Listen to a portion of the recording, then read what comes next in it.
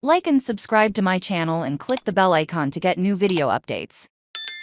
Do ETFs pay dividends? Yes, and here's what you need to know. You're interested in building a dividend income stream, but you don't want to own and manage 20 or more dividend stocks. Here's some good news. You can build a diversified portfolio of dividend payers without having to pick a single stock. You would use ETFs to do this. How and when do ETFs pay dividends? An ETF owns and manages a portfolio of assets. When those assets pay dividends or interest, the ETF distributes those payments to ETF shareholders. Those distributions can take the form of reinvestments or ETFs that position themselves as dividend funds. Generally choose cash distributions over reinvestments. Date, a stitch ag and a payment date around. This date does not match when the ETF collects dividends from the stocks in its portfolio. Consider a dividend ETF that owns 50 dividend stocks. Each of these stocks has its own dividend cycle and calendar of dividend dates. It would be inefficient to immediately distribute these funds to ETF shareholders, so the ETF sets its own dividend schedule. That could mean the ETF collects dividends monthly, temporarily reinvests them in the fund, and then sends quarterly aggregated payments to ETF shareholders. The prospectus of the ETF states in which months it pays dividends. You can also look up a fund's dividend history on various financial websites. For specific upcoming dividend dates, follow the fund's press releases and notices to shareholders, which can usually be found on the ETF's website. With inflation at a 40-year high of more than 7%,